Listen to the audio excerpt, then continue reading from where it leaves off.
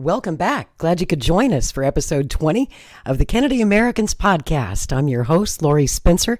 Please do take a moment to like this video and subscribe to this channel on YouTube or on our Rumble channel at rumble.com/Kennedy Americans. Just after midnight on June 5th, 1968, Senator Robert F. Kennedy was assassinated in a kitchen pantry of the Ambassador Hotel in Los Angeles right after he had won the California presidential primary. 5.5 decades later, some Americans still wonder if his convicted assassin, Sirhan, is actually innocent, or is he guilty for the assassination of RFK?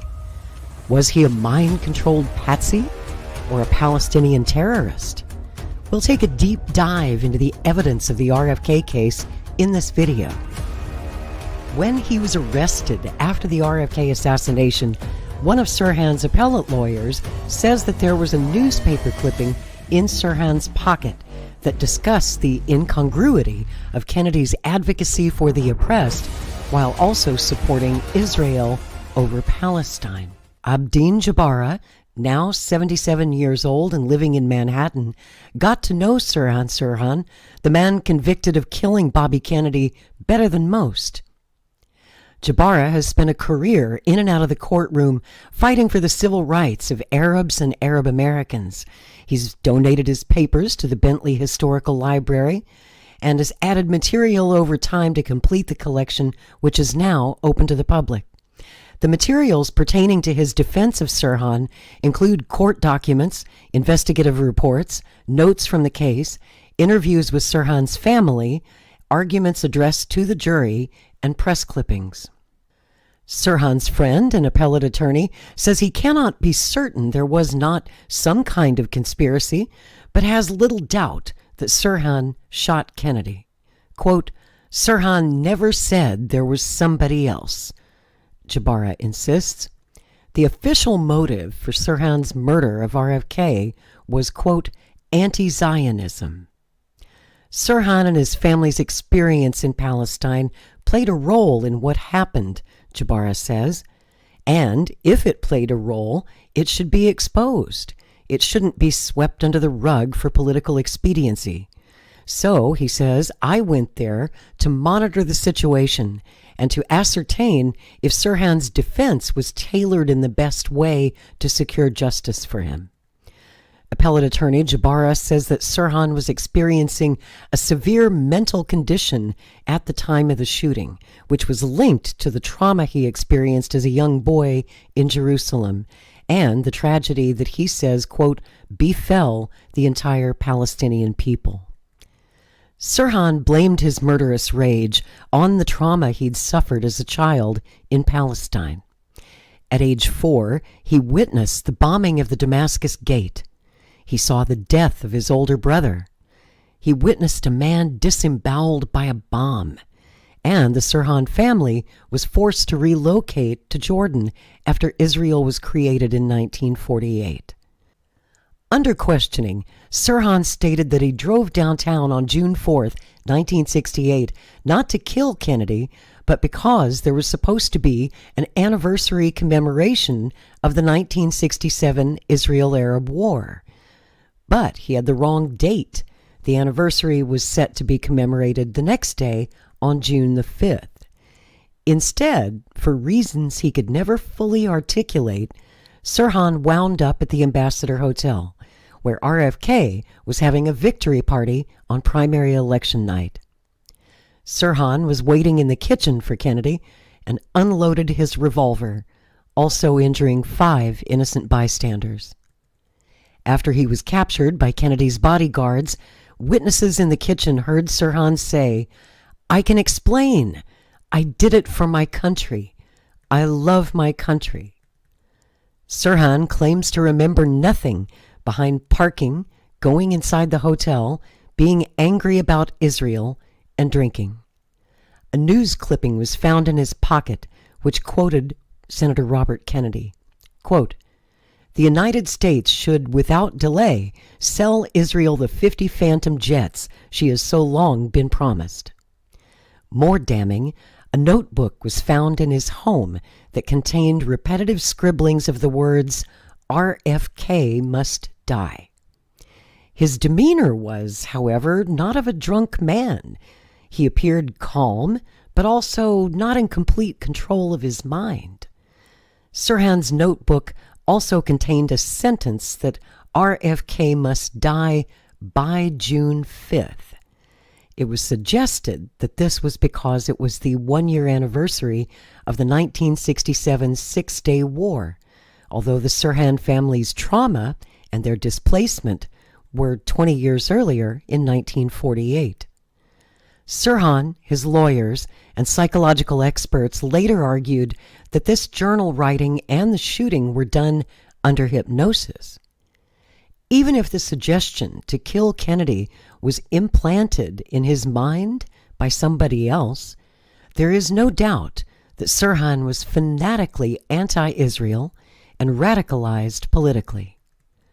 Sirhan's testimony could not help him. Either he was politically motivated or he was insane in the eyes of the public, except for those who began to believe that a conspiracy was at work. Sirhan testified that he admired RFK, but felt betrayed by his staunch support of Israel. On March 1st, 1973, while Sirhan was in San Quentin prison, armed members of the Black September group burst into the embassy of Saudi Arabia in Khartoum and took 10 hostages. Their demands included the release of Sirhan from prison. President Nixon refused to negotiate, and the gunmen killed their 3 Western hostages before they were captured. The U.S. believed that Yasser Arafat was involved in directing this operation and that the Palestinian Liberation Organization gave the order to kill the hostages. The son of Senator Robert Kennedy, 2024 independent presidential candidate Robert F. Kennedy Jr., made a prison visit to Sirhan in 2018. Afterwards, he told the press that he supported the call for a reinvestigation of his father's assassination. Sirhan was denied parole again in 2023 and remains in prison to this day. In numerous interviews, Sirhan has always articulated distress at his people's treatment. Palestinians may see him as a casualty of their condition and an affirmation of their criminalization in the justice systems. Sirhan, like many in Israel's jails, is a forever prisoner. In 2014, Steve Salita was fired from a tenured position at the University of Illinois. The reason? Advocacy for Palestine. The chair of the University Board of Trustees was none other than Christopher Kennedy, son of the assassinated Senator Robert Kennedy and the brother of RFK Jr. University Board Chair Chris Kennedy refused to undo the decision, despite negative press and an incoming lawsuit. If you think about it, a colleague suggested to Salita after his firing by Kennedy, in a whisper, he probably hates Palestinians. The RFKs are split on the Sirhan issue. RFK Jr. says he's innocent. His brother Douglas supports Sirhan's release on grounds of compassion, but doesn't go so far as to say he believes that he's innocent. 6 of their siblings deem Sirhan guilty and want him to die in prison, along with their mother, Ethel Kennedy, RFK's widow. The 9th living child, Kathleen Kennedy Townsend, has made no public comment. With all of the talk of anti-Semitism on college campuses of late, I found the story of Steve Salita's firing by a Kennedy newsworthy again. He was terminated 9 years ago over pro-Palestine tweets said to have betrayed a sense of anti-Semitism that alarmed the university. Salita told his version of events on his website in an article, and I will put a link to that article if you'd like to learn more in the comments section of this video. 55 years after the RFK assassination, many questions remain unanswered as to Sirhan's guilt and his state of mind. All we are left with are his words and deeds, which point to a radical hatred of Israel and a bizarre obsession with Kennedy, prior to the events of June 4th, 1968. Sirhan used to hypnotize himself in the bathroom mirror until at one point Robert Kennedy's face flickered in the image to replace his own. He scribbled these words in his private notebooks over and over and over. RFK must be disposed of.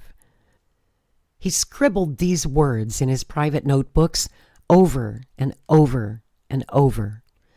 RFK must be disposed of, disposed of openly.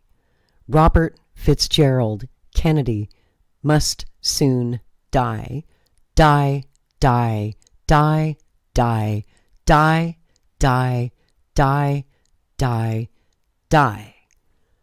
My determination to eliminate RFK is becoming more of an unshakable obsession. That is what Sirhan partially wrote in his notebooks. There's much more, but it goes on and on and on, and you probably don't want me to bore you with all of that. Sirhan himself now claims to have no memory of the notebooks or writing in the notebooks. He says he only dimly remembers having seen the May 1968 television documentary produced by John Frankenheimer about Robert Kennedy. The prosecutors argued to have outraged Sirhan with its delineation of Kennedy's admiration for Israel. Sirhan was heard to exclaim as he shot RFK, "Kennedy, you son of a bitch!" He claims he does not remember saying those words. In 1978, Sirhan's former cellmate told Playboy magazine that he'd asked Sirhan if he was so angry about U.S. support for Israel, why not kill LBJ? He was the president of the United States at the time. His cellmate told Playboy magazine that Sirhan angrily replied, quote, "Don't you understand? I did kill the president. Kennedy would have been president. And if he was that pro-Israel when he wasn't president, imagine how he would be as president. So I decided to change history," unquote. Sirhan says he gets letters from admirers, which he prefers not to discuss in detail, that suggest others have studied what he did and thought about doing it themselves. He does not answer the letters. He tears them up. He says they disturb him. Sirhan seems resigned to his fate, life in prison. As he told a Washington Post reporter back in 1979, quote, "I have made peace with myself, ma'am, and with my God, and I've indicated my desire to make my peace with the whole of humanity, even those Jews," unquote. 10 years later, Sirhan was asked by David Frost, quote, "Why did RFK, the friend of the downtrodden, become the focus of your hatred?" Sirhan answered, quote, "Because to me, he was my hero. He was the protector of the downtrodden, the disadvantaged. I felt I was one of them. And to hear him say that he was going to send 50 Phantom jets to Israel to deliver nothing but death and destruction to my countrymen, it felt like a betrayal. All my hopes were focused on Robert Kennedy. I was his supporter." Sirhan's face visibly changed when he spoke of RFK in that interview. His fury was still palpable more than 20 years later. "This is the part that angers me," Sirhan told Frost. "The double standard of the politicians, and particularly Bobby Kennedy. On the one hand, he was all in favor of stopping the war in Vietnam," Sirhan recalled, "and then, in the same breath, he wants to send more bombs and Phantom jets to Israel to kill more human beings, but Palestinians in this instance," unquote. Sirhan then made a bizarre comparison between RFK and Adolf Hitler. Quote, "Suppose you were a Jew in Germany and you had the chance to assassinate Hitler. "What would you have done?" he asked David Frost. "I wanted to show that the Palestinian problem didn't just erupt with the assassination of Kennedy," Sirhan said, referring back to the 1948 Arab-Israeli War and the Nakba that displaced his family to Jordan.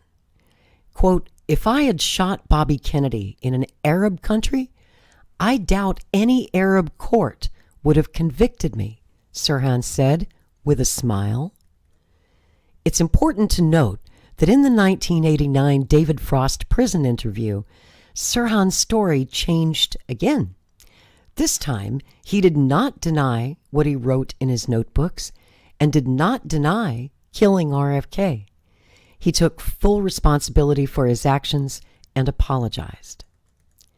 In 2021, Sirhan was approved for parole, but Governor Gavin Newsom of California denied his release. The pleas of RFK's widow, Ethel Kennedy, now 95 years old, and all of their surviving children, with the exception of RFK Jr., convinced Governor Newsom to keep Sirhan behind bars. RFK Jr.'s sister, Carrie Kennedy, and brother Christopher Kennedy told CBS News why they think he's guilty. Sirhan, a Christian Palestinian from Jordan, admitted he was angry at Kennedy for supporting Israel, a rage the evidence later revealed had been brewing for some time. He wrote in his diary that he wanted to kill Daddy. 1,000 times he writes, "Bobby Kennedy must die." 1,000 times before he goes in the hotel and kills our father. This is a totally premeditated, political, terrorist assassination. Sirhan was convicted of first-degree murder and sentenced to die in California's gas chamber. But when the state briefly outlawed capital punishment, his sentence was commuted to life. And that meant every few years he'd come up for parole. I believe that I am innocent of this crime and that I did not commit this crime. For more than 5 decades, Sirhan has maintained he doesn't remember the shooting. I did not shoot Robert Kennedy or kill him. He says somebody else did it. He says, well, maybe. You don't buy it at all. I know he's a murderer, so it's not a big leap to believe he's a liar. 15 times he was denied parole, mostly for what California's parole board saw as a lack of genuine remorse. I feel like as if I'm a parrot, just repeating the same, refrain that I am sorry, I do feel remorse. But this past August, at age 77, Sirhan got another chance, and this time things had changed. A recent California law required the parole board to consider things like age, health, even childhood trauma as mitigating factors, things it hadn't considered before. Sirhan was still cagey about his direct involvement in the assassination, but, as one board member said, "We do not find that your lack of taking complete responsibility adds to current dangerousness." In short, much to Chris and Carrie's disbelief, the board decided that Sirhan was no longer a threat to society and recommended his release. Sirhan killed our father. He also shot 5 other people that night. 5 other people. He hasn't apologized, taken responsibility for killing our father or for the other 5 people. What would that do to your soul? Wouldn't you be walking around saying, oh my God, how did this happen? How do I stop this? I'm so sorry. How can I make this up to you? None of that. Most of Kennedy's children, as well as Ethel Kennedy herself, at 93, were shocked. But 2 of their brothers, Douglas Kennedy and Robert Kennedy Jr., split with the family and applauded news of the release. There's 100 members of our family, the descendants of Joe and Rose Kennedy, and we're very close to all of them. And there's 2 members of our family who don't agree. And anybody who's ever been part of a big family knows that that's sort of how it shakes out. In a letter to the parole board, RFK Jr. wrote, quote, "Any opposition to Mr. Sirhan's release, simply based on the crime, is contrary to the law and contrary to the concepts of redemption and forgiveness." For a victim, there's a spiritual process of forgiving, and I did that a very, very long time ago. You have forgiven him? Yeah. Have you too, Chris? No, absolutely not. No. We're Catholics. We're not haters. We believe in forgiveness. But forgiveness has to come after an apology and a recognition of the act itself and the damage that was done. And that has not happened. The fate of Robert Kennedy's assassin now rests with California's Democratic governor, Gavin Newsom. My political hero, Robert Kennedy. He's been open about being a fan of RFK, and that's what Chris and Carrie Kennedy are clinging to, vowing that they will fight all the way to the end. Parole is something that you earn. It's not a right that you have. We need to be an advocate for our father. That's a duty to him. That's the legacy he taught us. The notion of duty and honor and what is required of a child, of a family, of a country. In more recent parole hearings, Sirhan changed his story yet again, stating to the California Parole Board, quote, "I believe I am innocent and did not commit this crime," which is a complete reversal of what he told David Frost in 1989. Now he says, quote, "I did not shoot Robert Kennedy or kill him." Robert F. Kennedy Jr. is the only member of the Kennedy family who believed Sirhan. He explains why he thinks Sirhan could not have shot his father in this recent interview with Bill Maher. Okay, this is what I want to ask you about, because I've heard you talk about this recently, and we don't. On May 26, 1968, your father made a statement that we must defend Israel against aggression from wherever source. Our obligations to Israel, unlike our obligation towards other countries, are clear and imperative. The U.S. should without delay sell Israel 50 Phantom jets. Okay. A day later, Kennedy's strong plea for the defense of Israel appeared in the Pasadena Independent. The article enraged a Palestinian named Sirhan. He wrote in his diary, "Robert F. Kennedy must be assassinated before June 5th, which was the first anniversary of the 67 Six-Day War in Israel. The Pasadena Independent was in his pocket when he committed the act. He was killed because of his support for Israel," says Kathleen Kennedy Townsend. That's not the case? That's not the truth? Well, you know, he was, Sirhan was involved in the murder of my father, but he did not fire the shots that killed my father. Oh, and but didn't he want to, but according to this, is that wrong that he read this story, was enraged as a Palestinian? I mean, it's the idea that the article was in his pocket when he committed the act, is that wrong?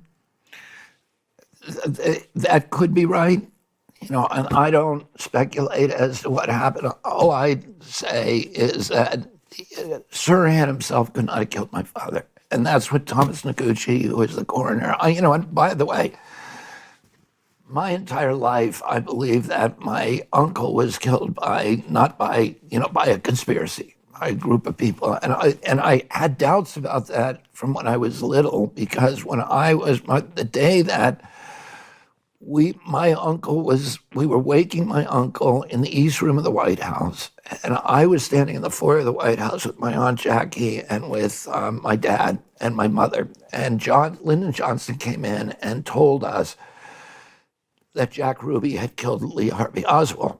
For the people who are young people, Lee Harvey Oswald was the person who was charged with arrested for killing my uncle. And a day later, he was killed in the jailhouse by a guy, who came in. A nightclub owner. What? A nightclub owner. A nightclub owner named Jack who Ruby. was, deeply involved with the mob. Not the worst nightclub owner I ever worked for, but yeah, an asshole nonetheless. Anyway, and I had said to my dad and my mother at that time, why did he do it? Did he love our family? Because even as a little kid, it didn't make any sense to me. Why would you go do that in public when when you're putting your own life at stake?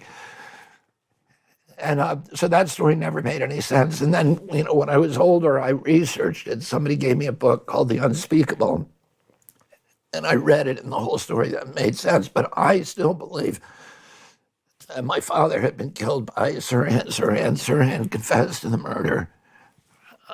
He pled guilty. And, his story is that he has no memory of it. And he's stuck with that story for 60 years.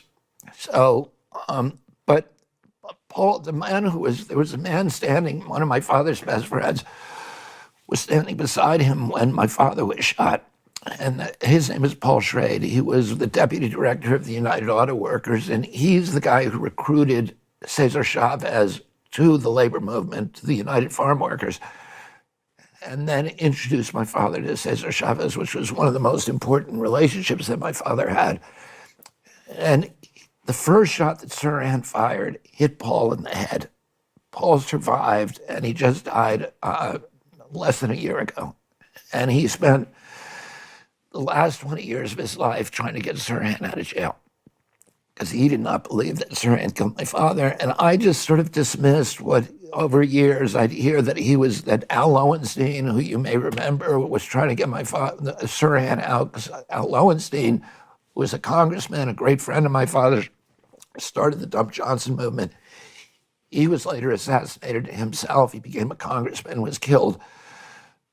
But he fought for many years to get Sirhan out and get the case reopened because he did not believe that my father was killed by Sirhan. But I never looked into any details. I just assumed there were 77 eyewitnesses. Sirhan killed Robert Kennedy. Right. And then Paul Schrade made me come over to his house one day and read the autopsy report. How did he make me? He told me, you have to do this. And because he was such a close friend of my father's, and because he himself had been shot, I felt like I couldn't say no to him. And when I sat down and read the autopsy report, it became clear to me, as it would to anybody who read that report, that Sirhan could not have killed my father, which is what Thomas Noguchi, the coroner, the most important coroner probably in American history, concluded also and said in his autobiography. And here's what happened, the short story. Sirhan fired 2 shots at my father. He was 5 feet away. There was, as I said, there was absolute mayhem in the kitchen of the Ambassador Hotel. My father just won the primary. He said from the stage, and now it's on to Chicago, which was where the convention was. Then he walks off the stage and he went into a route that was not expected. He was led into a route through the kitchen, which he was not supposed to go to. And waiting in the kitchen in an ambush was Sirhan standing in front of a steam table. And as my father approached the steam table, Sirhan fired at him 2 shots. One of those hit Paul Schrade. The other one went past my father's ear and hit a door jamb behind my father, a wooden door jamb, from which it was later removed by the LAPD. Sirhan was then grabbed by 6 men in a dog pile, and he was backed onto the steam table. And his hand, Rayford Johnson, who was a great friend of mine, one of my father's close friends, he was the decathlon gold medal winner in 1960. He was one of the people who grabbed it, and he was the one who actually grabbed his hand. And he said that Sirhan, who's a tiny little man, I've been to meet him and visit him in prison. He said the tiniest little guy. But Rayford said he had superhuman strength, and he could not get that gun out of his hand. And Sirhan now was pointing the gun away from my father and fired 6 more shots. So there's 8 shots in the barrel. He fired 6 in the other direction, the opposite direction from where my father was. All of those shots hit people. So we know who they hit. We know what happened to all of those bullets. One person got shot twice, once through his once through his clothing. And my father was shot 4 times from behind. And so it's the same scenario as Oswald. Well, let me just finish. A patsy and a real shooter. Right. So he was a distractor. And the real shooter was behind my father. He was a man called Eugene Thane Caesar, who was a security guard who worked for Lockheed. He was a CIA operative. He was a vocal racist who hated the Kennedys. And he had been the one who led my father through the kitchen toward the ambush. He was holding my father's arm. He drew his gun. Right. And my father was shot 4 times from behind. One of the shots passed through the shoulder pad of his, harmlessly through the shoulder pad of his coat.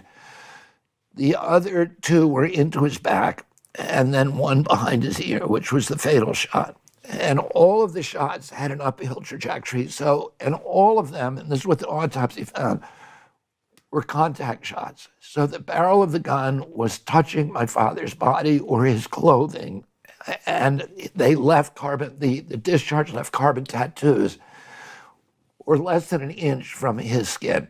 So they left carbon tattoos on his flesh.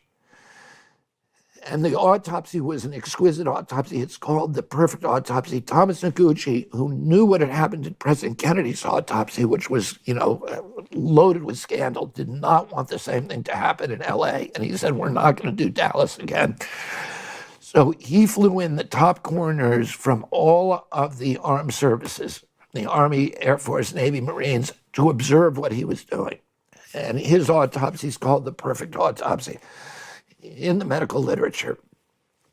And, he concluded that the shots had come from behind. And there were 77 eyewitnesses who saw that Sirhan was never behind my father. He was always in front of him, always about 5 feet away. And all the shots that killed him. Now, it seems so open. He fell, and as my father fell, he must have known he was being shot from behind because he turned around and grabbed off Caesar's clip-on tie.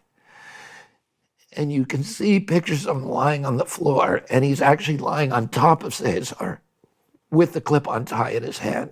And there's pictures of Caesar without his tie on.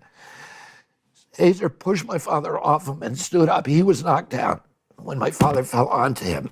He stood up and was seen with his gun. The police did not confiscate the gun that night, and they asked him what he was doing, and he said he drew the gun to shoot at Sirhan.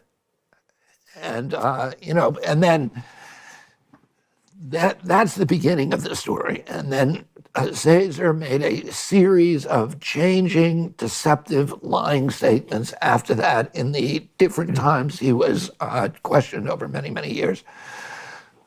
I cannot tell you what happened. I can speculate about it, but I can tell you that I cannot see any way that anybody can read that autopsy report and believe that Sirhan killed my father. And that's, my point is that it ought to be investigated.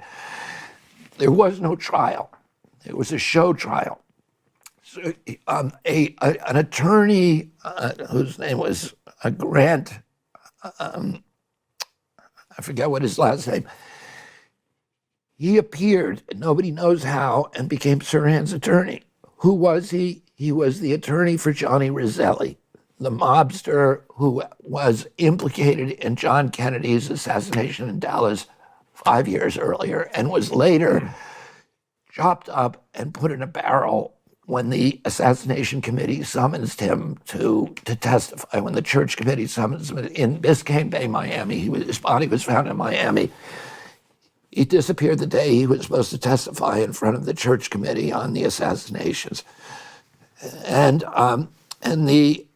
he was involved at that time in the Friars Club scandal. So you know what the Friars Club scandal is? No. You know what the Friars Club is? I certainly do that. Right. Okay. And you've probably been there and followed the gross and stuff. Yes. So that was run by Roselli was one of the people who was running it, and the Mickey Cohen, the LA mobster. Yeah. And they were doing card games there. So they had poker games. It was a place where the famous people, Sure. It's a club. Comedians went to play Yeah, it's poker. a club. And they had installed cameras in the ceiling so they could read everybody's hands. Oh. And they got busted for it. And that trial was going on when my father was killed. And the attorney for Roselli at that time was the guy who weirdly showed up, nobody can explain why, and became Sirhan's attorney. And he was under federal investigation because somehow Roselli had been able to obtain the grand jury testimony, which is that's a jailhouse sentence. You cannot, that is like stealing the U.S. mail. If you steal grand jury testimony, it's such a serious crime that you're going to go to jail. The lawyer got blamed for it. So he himself was under federal investigation and was about to get disbarred. And he then ended up representing Sirhan. He was involved in concealing evidence. He was the one who told Sirhan to plead guilty, and he blocked the ballistics evidence. The bullets that killed my father were different than the bullets came from a different gun than the bullets that killed other people or shot other people. Nobody else died. Anyway, there's a lot of questions that should be answered, and if you look at the evidence, it doesn't make any sense. And then the LAPD. I will never trust a guy in a bow tie again. It wasn't a clip-on tie. But so it just must be so frustrating that this seems like so clear-cut, but like the whole world thinks the reverse. Sirhan is now 79 years old. If he is ever released on parole, he will most likely be deported immediately back to Palestine or Jordan because he is not a U.S. citizen. Will he receive a hero's welcome in the Arab world? We can only wonder. By killing Robert Kennedy, Sirhan advanced the cause of the Palestinians, a cause which promoted the return of Arab land from the State of Israel. He told Robert Kaiser, quote, "They, the Palestinians, want action. They want results. Hey, I produced action for them. I'm a big hero over there." A little later in this video, we'll explore more in depth Sirhan's indoctrination into Arab nationalism, his fanatical hatred of all Jews, Zionists, and their supporters, such as Senator Robert Kennedy, based on court testimony and interviews with those who knew Sirhan well. Dr. Bernard L. Diamond, a psychiatrist who testified at the Sirhan trial, said, quote, "Sirhan would rather believe that he is the fanatical martyr who by his noble act of self-sacrifice has saved his people and become a great hero. However, I see Sirhan as small and helpless, pitifully ill, with a demented psychotic rage, out of control of his own consciousness and his own actions, subject to bizarre, disassociated trances." It is true that Sirhan was celebrated back home as a hero in the Palestinian liberation movement. Shortly after the assassination, Al-Fatah, the Arab Commando Organization, distributed thousands of posters with pictures of Sirhan with the words, "I did it for my country." Testifying at his own trial, Sirhan admitted his guilt and his political motives for the crimes, stating, quote, "I killed Robert Kennedy willfully, premeditatively, with 20 years of malice aforethought," referring, of course, to the injustices his people suffered in the 1948 war with Israel. In 1972, the California Supreme Court upheld his conviction on appeal, ruling that, quote, "At the trial, it was undisputed that the defendant fired the shots that killed Senator Kennedy." Sirhan's guilty plea, conviction, and strong anti-Israel motives do not necessarily exclude the possibility of other gunmen present who may have delivered the fatal shots to Kennedy, as some historians suggest. However, the fact remains that Sirhan did fire and did hit 5 other people. My late friend, Paul Schrade, who died last year at the age of 97, was one of Sirhan's victims. He took a bullet to the head that night. I interviewed Paul at length many times about what happened that night. He was always very clear that while he didn't think Sirhan's bullets hit Kennedy, Sirhan definitely shot Paul. Paul Schrade strenuously disagreed with Lisa Pease's conclusions and theories in her book, A Lie Too Big to Fail. I also interviewed Lisa several times at length. We discussed the RFK case for 3 hours in a show on the 55th anniversary of the RFK assassination, and I'll put a link to that video in the comments below. Because those two events happened just 2 months apart, like to the day. Dr. King was shot on April 4th, and then Bobby on June the 4th. So, and it's funny that you mentioned the dates, because I read an article from E. Howard Hunt where he said something about dates are chosen for psychological impact. Martin Luther King was killed exactly a year to the day after his first speech against the Vietnam War. Bobby was killed supposedly by a Palestinian a year to the day after the start of the Six-Day Arab-Israeli War. So, that makes it look even more like a protest by Sirhan against the Palestinians, which of course was official story. It's like he was a Palestinian. He was upset with Robert Kennedy because Kennedy had suggested sending bombers to Israel. Of course. And the thing is, I mean, Sirhan was a proud Palestinian. He was very upset. They had been middle class in the Middle East and had a nice home with a lawn, and the father had a job, and they were then Christians, the war which is important to point out. He was a Christian. Yeah, well, and a lot of the Arab Palestinians were Christians. Right. He was not unusual. I mean, I wouldn't say a majority, but it's close to like 50%. A lot of them were Christian. Yeah, he was no Muslim terrorist, as Mel Eitan said in his ridiculous book. Don't even bother to read that one. But what I wanted to say is that his family had been middle class, and then the War of Independence, as the Israelis call it, or the Nakba, as Palestinians call it, the time of great horror and darkness. That's basically why Sirhan came to America. His family, they lost their home. They were bombed out. They had to go live in a shelter with 40 other families that shared a single pit for a toilet, if you can imagine. They didn't have beds, so they took whatever clothes they had and stuffed them in sacks and slept on that. Their food was like flour and water dropped off by the United Nations. I mean, it was horrific. Sirhan went to pull water from a well one time, and it came up with a severed hand in it. Another time, he saw a brother of his killed. That brother was named Munir. He was so upset and distraught by that when his next brother was born, the youngest brother, the mother named him Munir to calm Sirhan because he was so upset about losing the older Munir. So the Munir Sirhan, who's still living today, the last living member of this family outside of Sirhan in jail, is actually the second Munir in that family. So That's it's just Sirhan's younger brother. Is that correct? Yes. So he had an older brother, Munir, who was killed, and now he has a younger brother, Munir, who's still alive and partially blind and could really use Sirhan's help, which is one of the reasons I want Sirhan freed. He didn't do it. He provably didn't do it. The ballistics clear him. The eyewitnesses clear him.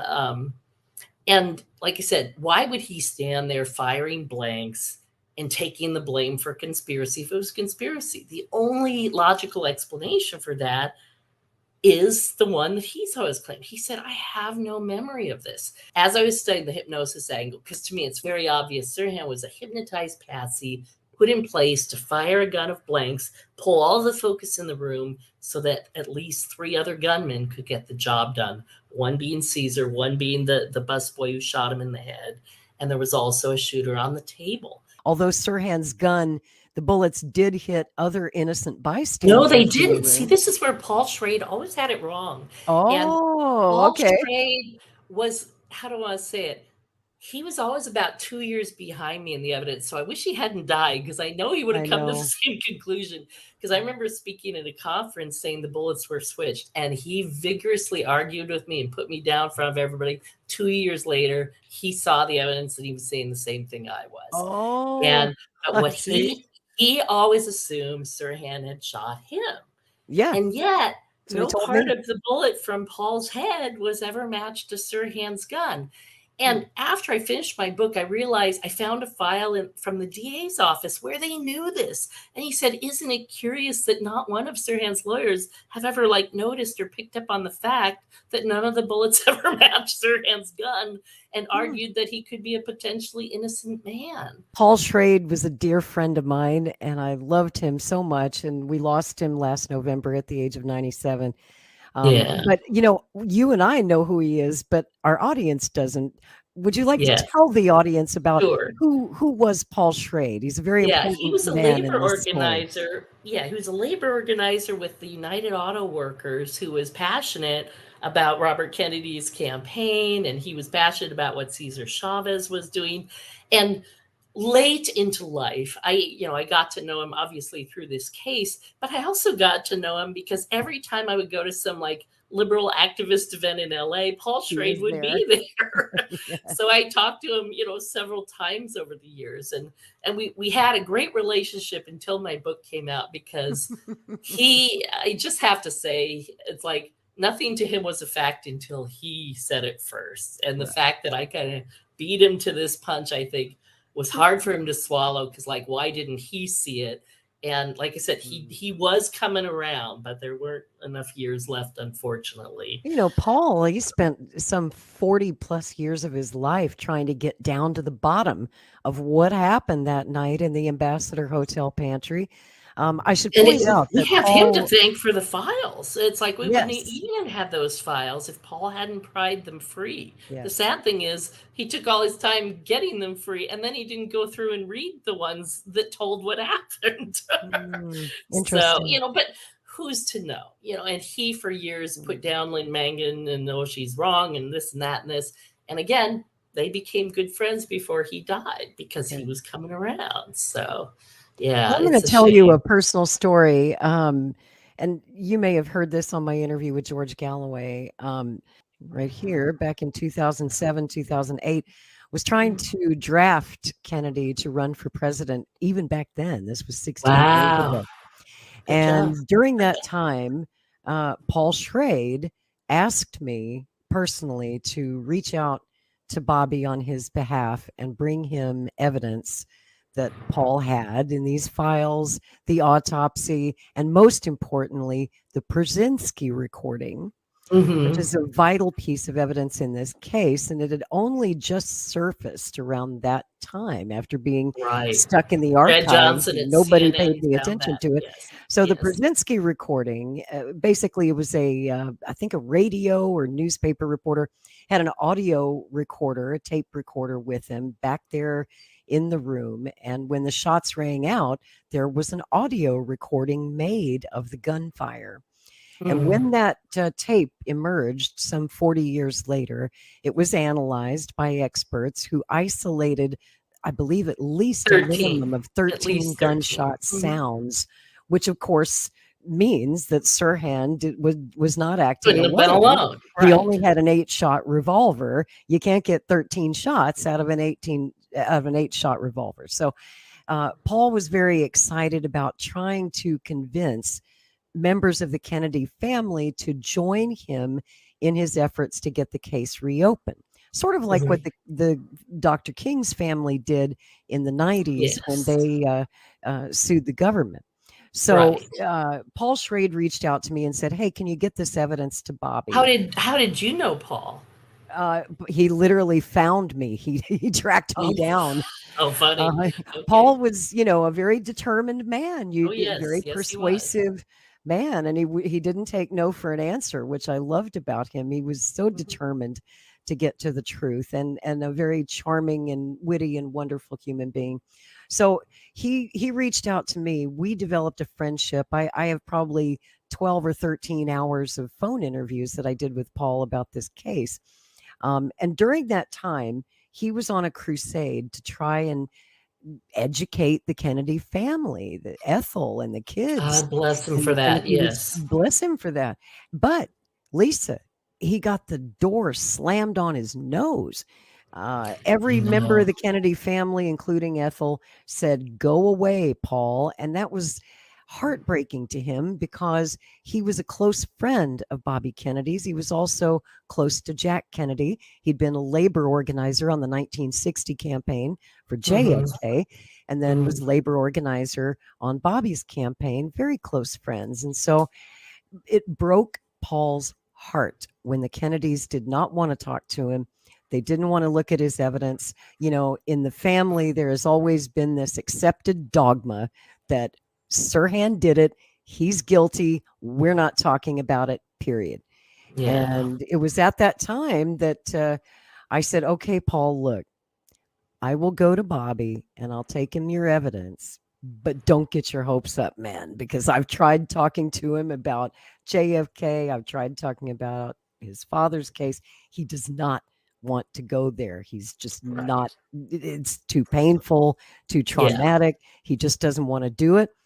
And so for months on end, for the better part of a year, I was like this courier between Paul Schrade and Bobby Kennedy. And I'm relaying packages, you know, I'm sending him tons of evidence that Paul would send me DVDs and copies of paperwork. And I would send these huge fat packages to Bobby.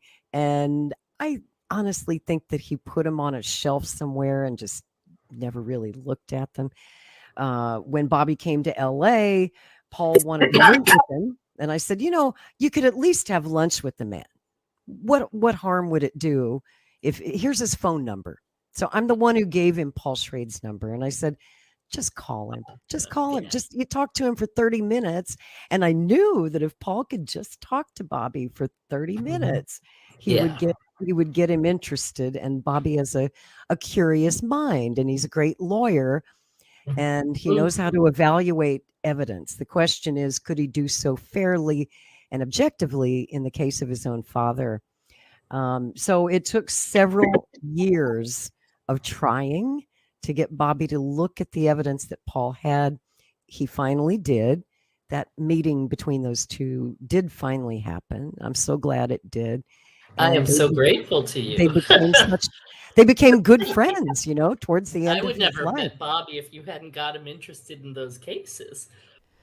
Lisa Pease became a personal friend of Robert F. Kennedy Jr. and played some role in convincing him that Sirhan was actually innocent. Recently, Lisa Pease terminated their personal friendship after the Israel-Hamas war started on October 7th. From her recent tweets, Lisa Pease has a strong anti-Israel bias, which I believe affects her objectivity on the RFK case. Pease's pro-Palestine politics has undoubtedly influenced her work on the RFK case. Pease now spearheads the Free Sirhan movement for Sirhan's parole and release and works closely with the Sirhan family and his defense team. There is always a danger for researchers and historians who allow their personal political views to influence their work. Objective consideration of the ballistics evidence, the witness testimony, and Sirhan's own political motives is critical to finding the truth of this case. According to trial testimony, Sirhan was noticed by hotel employees at the Ambassador on June 2nd because he seemed to be out of place and was asking questions about which way Kennedy would exit the hotel. He was seen hovering near the kitchen 2 days before he shot at Senator Kennedy. Incidentally, 3 of the 5 bystanders Sirhan shot that night were Jewish. In the spiral notebook Sirhan kept, he showed a growing rage against all Zionists, with Kennedy's name mentioned throughout. Sirhan's hatred of Jews was well documented, and unlike his story, never changed. Through the years, Sirhan has changed his story numerous times, often contradicting himself. Sirhan said in the interviews he did under hypnosis with psychologist Dan Brown that his presence at the hotel was an accident, not a planned destination. Facts suggest otherwise. Under what Dan Brown called the condition of hypnotic free recall, he said Sirhan remembered seeing the flash of a second gun at the time of the assassination. But without hypnosis, Brown said, Sirhan could not remember that shot. It is possible that all of the following can be true. Sirhan intended to kill RFK over his support of Israel and missed his target while in a hypnotic and/or intoxicated state of mind, instead hitting 5 other people, presumably by accident. And a professional hitman could have finished the job. Sirhan's trial occurred at the exact same time as the trial of Clay Shaw, charged with the murder of President Kennedy by New Orleans District Attorney Jim Garrison in the spring of 1969. While at that time Americans were gravitating towards belief in a conspiracy to kill JFK, the public overwhelmingly thought that Sirhan was guilty. More than 50 years later, most Americans, most of the Kennedys except RFK Jr., and California Governor Gavin Newsom still say that Sirhan is guilty. Robert F. Kennedy Jr. says he tried to meet with the man he thought killed his father, a rent-a-cop named Thane Eugene Caesar, shortly before Caesar's death. Kennedy Jr. attempted to set up the meeting through author Dan Moldea, who had been close to Caesar since the 1980s, but the meeting fell through. Dan Moldea had exclusive access to Thane Eugene Caesar for over 3 decades. Moldea originally set out to write a book proving that Caesar was in fact RFK's actual killer, but says that he changed his mind over the course of his research for the book. Moldea eventually concluded that Thane Eugene Caesar was an innocent man, falsely accused of conspiring to murder RFK. Moldea also reversed himself on Sirhan, eventually concluding that Sirhan alone killed Kennedy and that the Manchurian Candidate defense was a ploy invented by his lawyers. Sirhan repeatedly told us his intentions and his motives in his own diary, starting 6 months before he actually did the deed. Maya Angelou once said, "When someone tells you who they are, believe them the first time." On the screen is an excerpt from Sirhan's notebooks dated Friday, 31st of January, 1968. After years of believing that Sirhan was part of a larger conspiracy, author Dan Moldea finally realized what he says is the truth when Sirhan told him flat out in a June 5th, 1994 interview that there had never been any conspiracy. Dan Moldea wrote of that interview, "At the climax of their conversation, Sirhan replied, quote, 'Do you think I would conceal anything about someone else's involvement and face the gas chamber in the most literal sense? I have no knowledge of a conspiracy. But yes or no, were you part of a conspiracy, Sirhan?' Quote, 'I wish there had been a conspiracy,' Sirhan said. 'It would have unraveled before now.' Then why do you even talk about the possibility of being mind-controlled?" Moldea asked. Sirhan replied, "My defense attorneys developed the idea of the Manchurian Candidate theory." As a longtime researcher on the RFK case, I have disagreements with both Dan Moldea and Lisa Peace on the Sirhan case. To find the truth, we must set aside egos, our earlier beliefs, our politics, and let the facts lead. I've been studying the RFK assassination since the police files were finally opened to the public for the first time in 1988. Now that was 20 years after the fact. By then, the case had gone quite cold. Some possible leads were not pursued, they weren't exhausted, some of the evidence was handled incorrectly, and the all-important ballistics investigation was not one for the textbooks. What ultimately convinced me of Sirhan's guilt was his own words, that his crime was one of political passion. Sirhan's hatred for Israel was his motive for the RFK assassination. He made that very clear, telegraphing it in every way to anyone who would listen. He wanted to be a martyr for Palestine. The notion that Sirhan never held any animus towards Robert Kennedy is entirely without foundation, as Sirhan's friends and Sirhan himself revealed. He was reported to fly into emotional rages at any mention of RFK and Israel. According to one of his defense lawyers at trial, Sirhan was disturbed that both his mother and his brothers did not see Senator Kennedy as the same destructive and malevolent and dangerous person as Sirhan perceived him to be. And I gather that he and his family, his mother and brothers, had some arguments about this. Sirhan thought RFK would be like his brother, the president, and help the Arabs, but hell, he fucked up.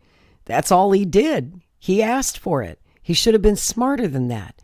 You know, the Arabs had emotions. He knew how they felt about it, but hell, he didn't have to come out right at the fucking time when the Arab-Israeli war erupted, unquote. Sirhan also expressed hatred for Robert Kennedy to John Scheer, an assistant to trainer Gordon Boucher at the Santa Anita racetrack.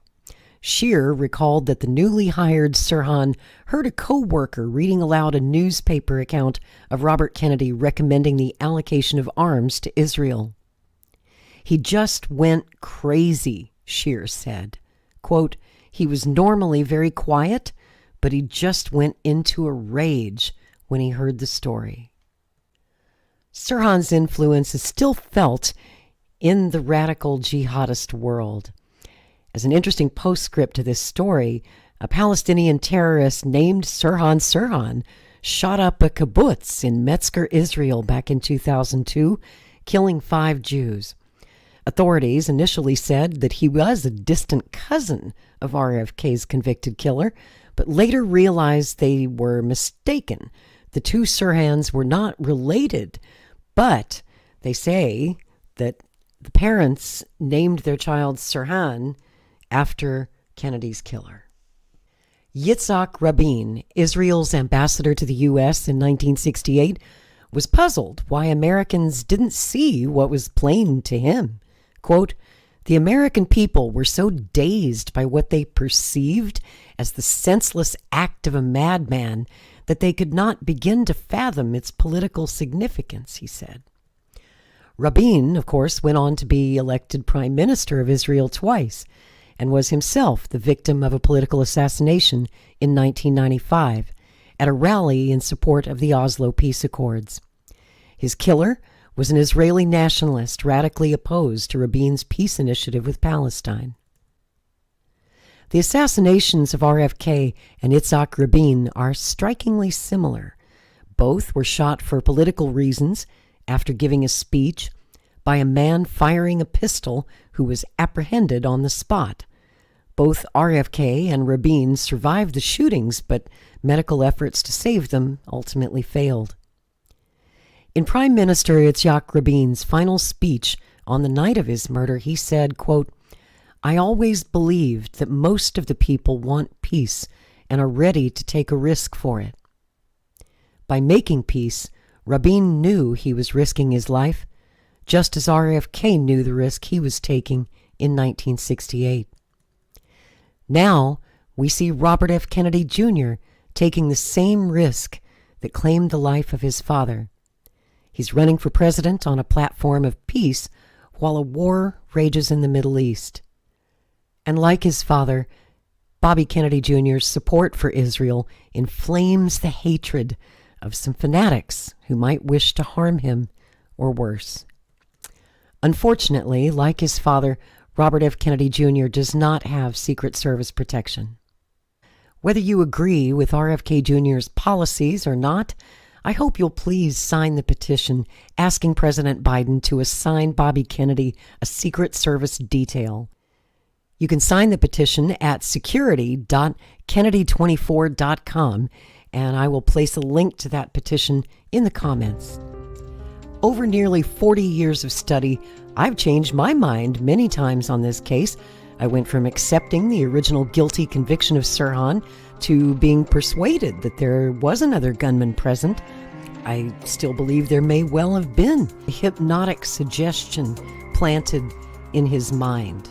The question is, was that hypnotic programming done by a CIA brainwasher like William Jennings Bryan, as some believe, Or did Sirhan, and I believe this is the more likely scenario, hypnotize himself because he was quite skilled at self-hypnosis, and that was a technique that he'd learned through his study of Rosicrucianism and his fascination with hypnosis? I'll give the last word to RFK's eldest daughter, Kathleen, former Lieutenant Governor of Maryland, who said in 2015, quote, "People should know a Palestinian terrorist killed my father because he supported Israel." Sirhan was denied parole for the 17th time in March 2023. Of all the authors who have tackled the RFK case, British author Mel Aiton most likely got closer to the truth than any of the others in his 2008 book, The Forgotten Terrorist, Sirhan and the Assassination of Robert F. Kennedy. In the book, he argues that Sirhan had clear and defined motives in wanting to murder Robert F. Kennedy, and that the hatred that spewed forth from his gun can ultimately be traced back to one cause: Palestinian nationalism. Sirhan was a political actor and a political assassin, the first Palestinian terrorist to strike at the heart of America. I fear he won't be the last. I'm Laurie Spencer. Thanks for listening.